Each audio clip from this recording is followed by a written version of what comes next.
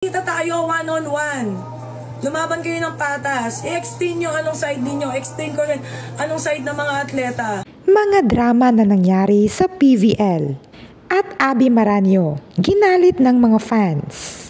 At pinatulan na. At Alyssa Valdez, rumesbak na din. At ang reklamong nagpabagal sa mismong laro. At Dina Wong, kabahan na. Lahat ng yan ay atin nang alamin ngayon. Samot-saring emosyon na nga ang nangyaring labanan this week sa PVL on tour.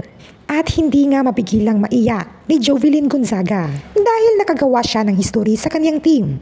At pati na rin sa kanyang sarili na natalo nila sa wakas ang champion team na ang Creamline Cool Smasher. At ani nga niya, may iniinda pa siyang sakit sa kanyang likuran.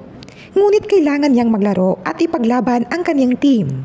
At hindi lang daw siya makapaniwala na sa wakas, natalo niya ang Creamline.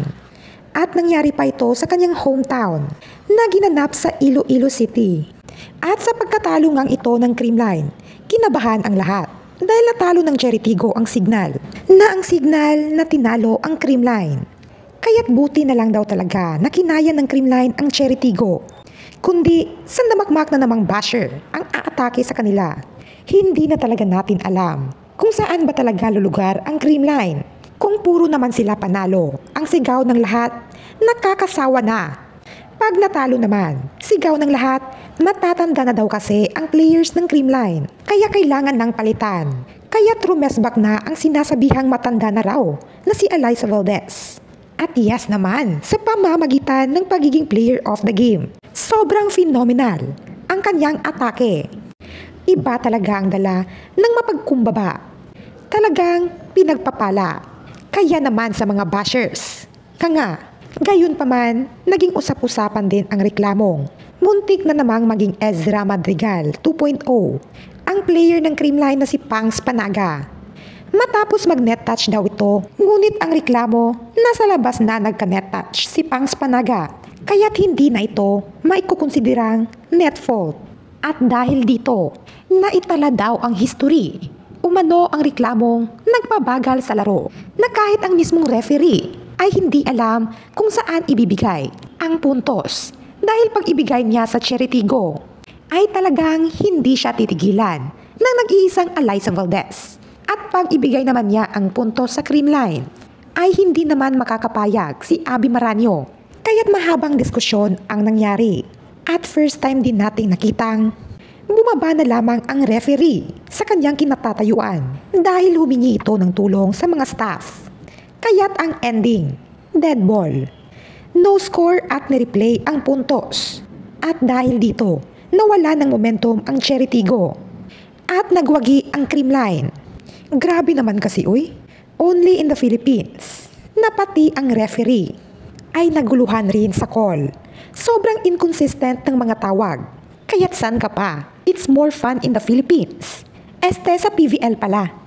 At ngayon, dito naman tayo kay Dina Wong na may ugong-ugong na balitang hindi na ito magre-renew sa Chocomucho Flying Titans. Ngunit kinumpirma ng Chocomucho Management na hindi umano ito totoo. Grabe naman kasi ang balitang yan, Imposible naman kasing lilisanin ni Dina Wong ang isang team na talaga namang nagpasikat sa kanya ng lubusan.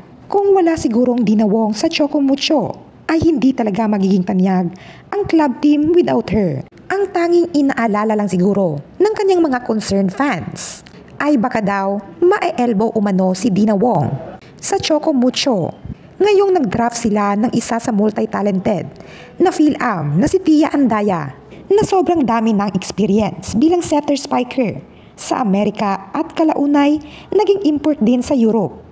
Kaya takot ng iba, baka lagot na hindi na magiging bahagi ng first six si Dina Wong at baka hindi na maramdaman ang kanyang presensya dito. Pero wala naman sigurong katatakutan dahil para naman ito sa ikakabuti ng kanilang team. Kung makalat ang player, ay kailangan talagang palitan yan. Kaya't kung maaari, dapat lagi lang talagang gagalingan at maniwala sa diskarte ng kanilang coach at coaching staff. At dito naman tayo kay Chang Abby Maranyo na ginalit ng mga fans. At pinatulan na nga ang mga ito pagkatapos ininsulto ang pagkatao ng kanyang karelasyon na si Camille Cal.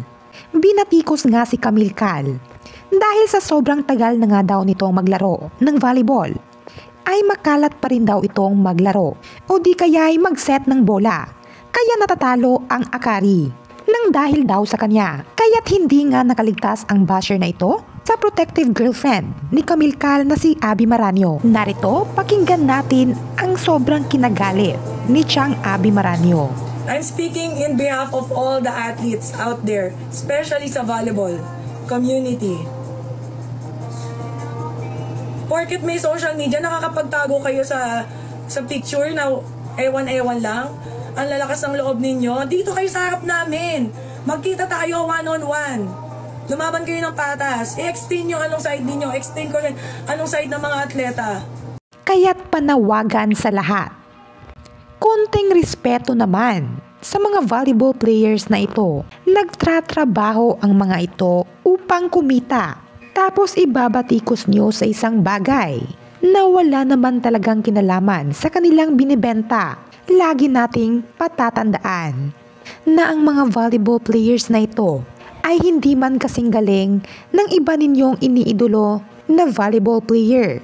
Ngunit binibigay naman lagi nila ang kanilang makakaya upang makalaro ng maayos. At ani nga nila, kung ang mga magagaling na players nga ay nagkakamali rin, ay ano na lang kaya sila?